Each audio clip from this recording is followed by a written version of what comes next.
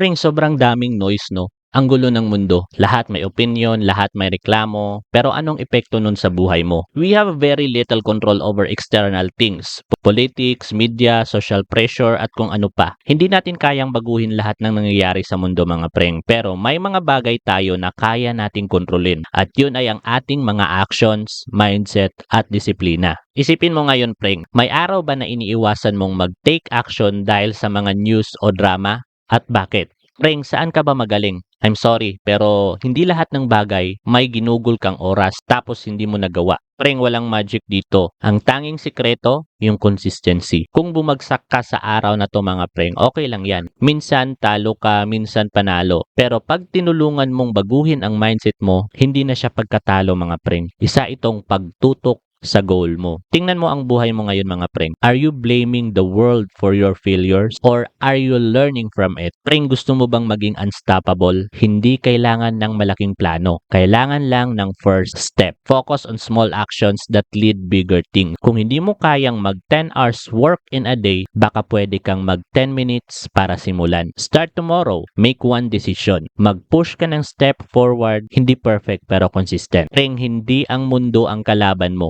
Ang kalaban mo is ikaw mismo. Ikaw lang. Preng, kailangan mo bang maghintay ng perfect na pagkakataon? Hindi dapat ganun, preng. Kasi wala namang perfect na araw. Kailangan mo lang talagang magdesisyon.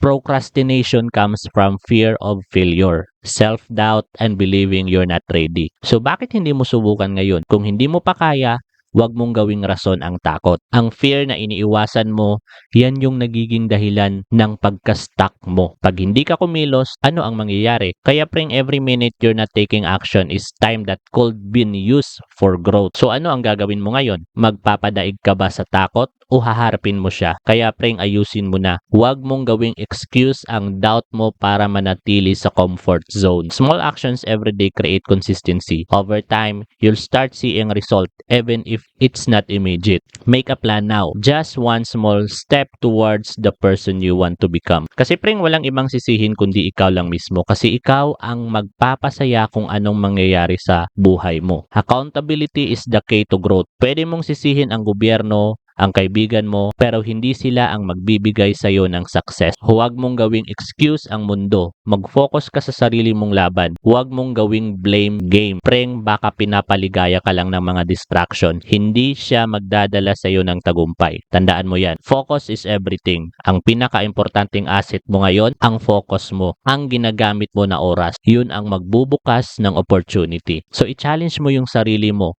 I-cut out ang distractions for today, for this week. Preng, walang shortcut, walang magic pill para sa success. Kahit gaano kahirap, kahit gaano kaliit, ang consistency ang magiging sikreto mo. Set realistic goals, even small ones, mga preng, and track your progress. Hindi mo makikita agad ang resulta, pero kung magpapatuloy ka, you'll get there. Hindi mo alam, baka next month or next week, yun na yung breakthrough mo. Ito lang masasabi ko, preng, hindi magbabago ang buhay mo kung wala kang gagawin. Hindi mo kayang kontrolin ang lahat ng nangyayari, pero ikaw lang ang makakapag-decide kung anong magiging future mo. Kaya start today and don't stop. Everything step forward counts.